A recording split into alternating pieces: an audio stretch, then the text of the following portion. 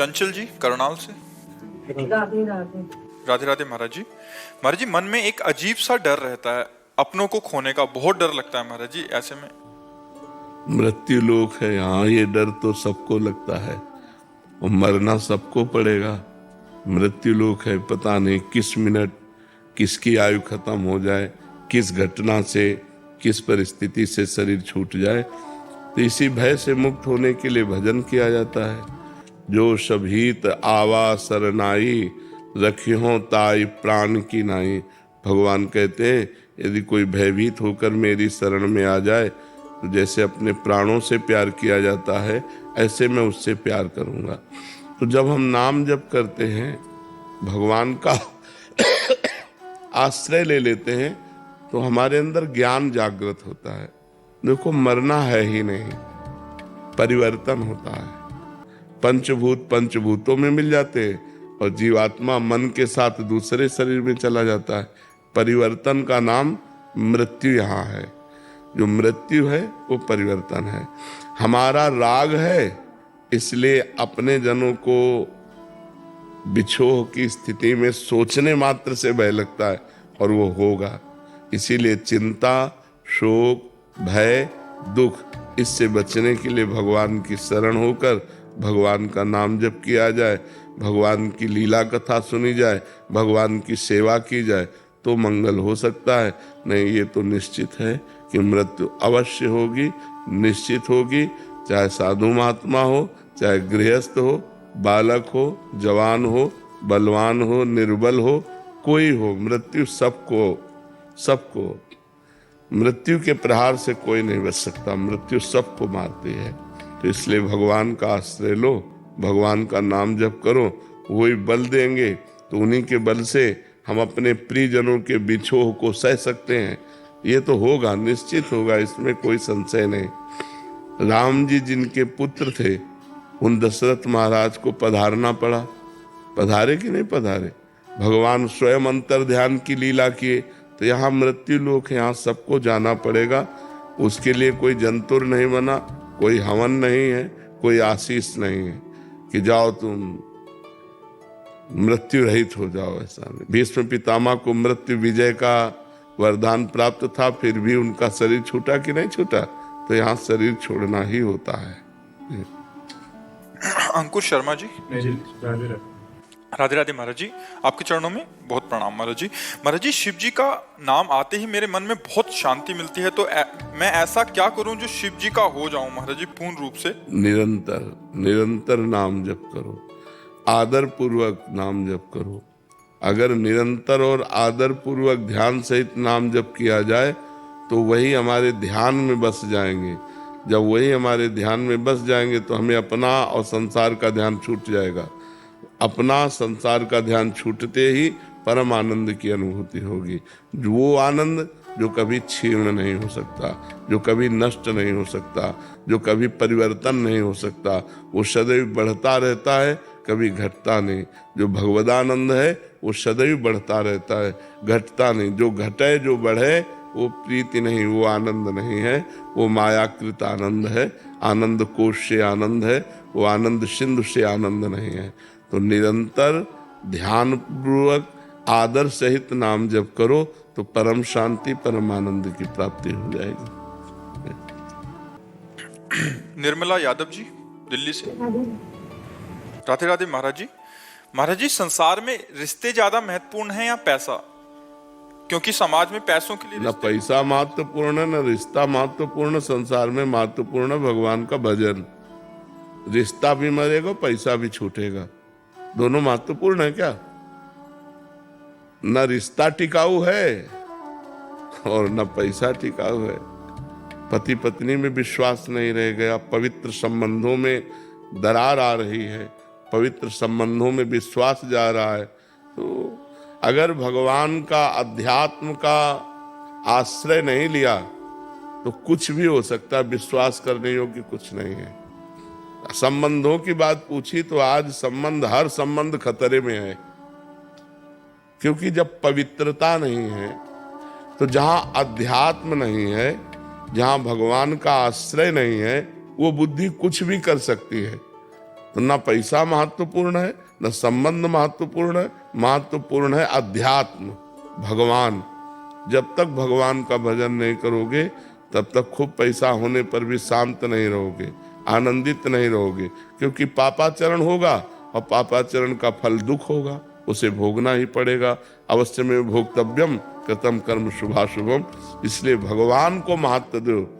संसार के संबंधों में जो प्रियता है वो भगवान से है। जैसे बेटा बहुत प्रिय है, लेकिन उसके अंदर से भगवान चले जाएं तो कै दिन बेटे के शरीर को रखोगे? उसके शरीर को जला दोगे ना। तो संबंध में प्रियता किससे थी? भगवान से ही। तो संबंध में प्रियता भगवान से ही है। रुपए का जो सुख है, रुपए में कोई महत्व बुद्धि नहीं। रुपए से विषय भोग मिलते हैं, ये महत्व बुद्धि है। अगर आपको रुपए के सुख की बात कहे तो आपको एक कमरे में बैठा दिया जाए और 500 के नोटों से यहां तक किया जाए, न पानी न भोजन, आप क्या कहोगे? चिल्ला पड़ोगे कि रुपया हटाओ, हमको 100 रुपया ले जाओ, हमको पानी पिला दो, हमको भोजन दे दो। रुपया किस बात में सुख देता है? उससे विषय सामग्री मिलती है। नहीं, विषय सामग्री ना मिले तो अब 2000 का रुपया आपके पास एक अटैची रख दिया जाए, आपको अच्छा लगेगा क्या? कहोगे हटाओ, बेकार है। क्यों? क्योंकि उससे विषय सामग्री मिलेगी नहीं, अब वो चलता नहीं है। रुपए की प्रियता धन की प्रियता है, उससे विषय सामग्री मिलती है। विषय प्रियता है, शरीर सुख मिलता है। शरीर से अपनापन हो जाना, यही अज्ञान है। ये शरीर जो है नष्ट होगा, प्रतिपल नष्ट हो रहा है और एक दिन बिल्कुल नष्ट हो जाएगा। तो हमें चाहिए कि इन शरीर के संबंधों और रुपया में आसक्ति न करके भगवान में आसक्ति करें तो हमारा परम मंगल हो जाएगा। महाराज जी, एक संशय निवृत्ति कर दीजिए। शरीर और शरीर की धर्मपत्नी जो है वो आपके आज्ञा अनुसार नाम जप और सत्संग श्रवण वगैरह और अपना चतुरासी गायन और नियमित कर्तव्य कर्म हर एक घंटे में भगवान को समर्पित करके दिनचर्या कर रहे हैं। बहुत सुंदर। तो हमने आपको मानसिक रूप से गुरु मान रखा है, तो हमारी गति और जिन्होंने दीक्षा ले रखी है उनकी गति में कोई अंतर आएगा महाराज जी? अब ये तो हम इसलिए नहीं कह सकते कि आपका लक्ष्य क्या बनेगा, और जो दीक्षा ले चुके उनका लक्ष्य बन चुका है। उनका लक्ष्य बन चुका है प्रिया प्रीतम की दासी भाव। तो अब आपका लक्ष्य क्या बनेगा? है? हाँ, तो फिर लक्ष्य बन जाने पर लक्ष्य की प्राप्ति हो जाएगी। बहुत सुंदर करते और बहुत अच्छा है। कविंद्र सिंह जी। सीताराम। महाराज जी, आपके चरणों में कोटि कोटि प्रणाम। महाराज जी, मैंने 3 साल पहले एक संत भगवान के श्रीमुख से सीताराम हनुमान नाम सुना, तब से मैं यही जप कर रहा हूँ और जब से नाम महिमा सुनी है लगातार प्रयासरत हूँ। महाराज जी, मैं भगवान की कृपा से प्रयास कर रहा हूँ कि सुंदरकांड का पाठ दिन में एक बार जरूर करूँ। महाराज जी, ग्रंथ में पढ़कर बोलकर ही करना है या ग्रंथ में पढ़कर मन ही मन भी कर सकते हैं? पाठ मन नहीं कर, पाठ उच्च स्वर से किया जाता है, जप मन ही मन किया जाता है। पाठ उच्च स्वर से करोगे उतना ही अधिक लाभ देगा। और पाठ मन ही मन नहीं, कैसे पाठ गा के करो। सिया राम जी सामने बैठे हैं ऐसी भावना करो और सुंदर कांड गा गा करके करो, मस्ती से करो, ताली बजा करो, मंजीरा बजा के करो, या ऐसे ही गा के करो। महाराज जी, कभी सफर में जा रहे हैं तो गाड़ी में बैठे हैं तो मोबाइल आदि से पाठ कर सकते हैं मन ही मन, क्योंकि उस समय अपवित्र वातावरण होता है, उस समय नाम जप करो, जरूरी पाठ करो, नाम जप करो, सीताराम सीताराम सीताराम नाम जप करो, नाम कीर्तन करो। थोड़ा पवित्र स्थान होना चाहिए पाठ करने के लिए। अब बगल वाला शौच होके आ रहा है, बिना नहाए और छू रहा है सब ऐसे, तो गाड़ी और यात्रा आदि में हमें लगता है अपवित्रता का माहौल रहता है, तो वहाँ नाम जप करे, नाम कीर्तन करे, लेकिन सदग्रंथों का पाठ पवित्र होकर करे। समझ पा रहे हो? पवित्र अवस्था में सदग्रंथों का पाठ करे। संतोष जी दिल्ली से। राधे राधे। राधे राधे महाराज जी। महाराज जी, शरीर के पति वो ज्ञान मार्ग के साधक हैं और मुझे भी उसी मार्ग पर चलने की प्रेरणा देते हैं, पर मैं वहां नहीं चल पा रही क्योंकि मुझे वो समझ नहीं आता। महाराज जी, अतः साधारण स्वभाव से हनुमान जी की उपासना एवं नवरात्र आदि का व्रत आदि कर लेती हूँ और गुरु मंत्र भी करती हूँ, परंतु पतिदेव सहयोग नहीं करते और मन ही में फिर सेवा करने पर। महाराज जी, अभी कह रहे हैं कि ना ज्ञान मार्ग पे हो पा रहे हैं और ना ही भक्ति मार्ग के पूरे हो पा रहे हैं। नहीं, पति को ज्ञान मार्ग में किसका प्रश्न है? पति को ज्ञान मार्ग में चलने दीजिए, और आपकी रति भगवत भक्ति में है तो आप खूब नाम जप कीजिए, नाम कीर्तन कीजिए, भगवान की कथा सुनिए, भगवान के लिए व्रत रहिए, भगवान की सेवा कीजिए। ये भगवान की भक्ति है। अब ज्ञान मार्ग में सब कोई चलने का अधिकारी तो है नहीं। अब पता नहीं कितनी स्थिति तुम्हारे पति की ज्ञान मार्ग में है। सामने चर्चा हो, बातचीत हो तो उससे समझ में आवे कि किस ज्ञान की धरा पर विराजमान है। तो आपको भक्ति मार्ग में ही चलना चाहिए। आपकी जब रति भक्ति में है तो भक्ति मार्ग से ही सिद्ध। हमारी दृष्टि में भगवान एक है, उनके नाम अनेक हैं, उनके रूप अनेक हैं। तो किसी भगवान की आराधना करो, बात तो एक ही है।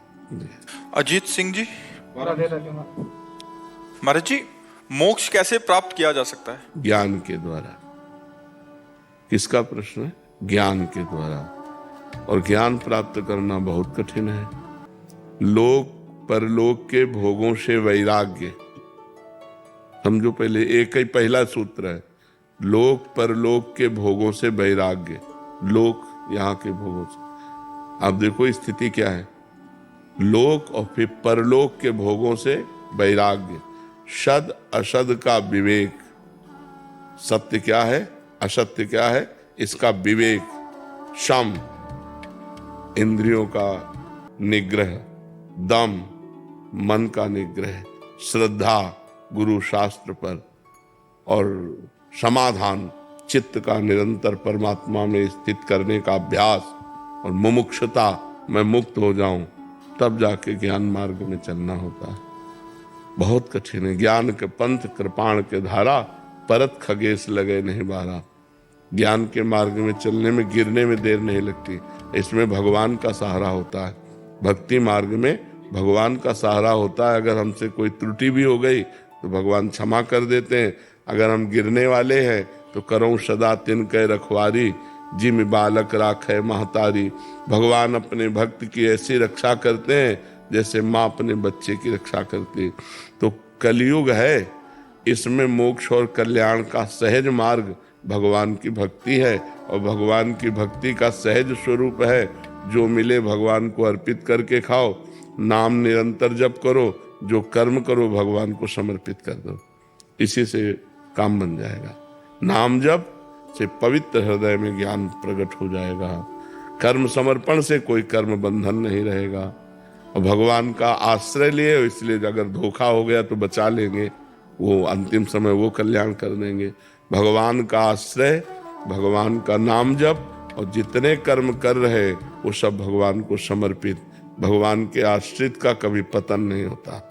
भगवान के आश्रित को कभी कोई भ्रष्ट नहीं कर सकता, क्योंकि सीम की चाप सके को तासु, बड़ रखवार रमापति जा। जिसके रक्षक भगवान है, हाँ, भगवान के भक्त का कोई उपहास नहीं कर सकता, चाहे जितनी प्रचंड माया हो। है तो हमारे भगवान की ही, तो हमको क्यों परास्त करेगी, क्योंकि हम भगवान के दास हैं। महिमा वाजपेयी जी, लखनऊ से। राधे राधे महाराज जी। महाराज जी, आपके चरणों में कोटि कोटि प्रणाम।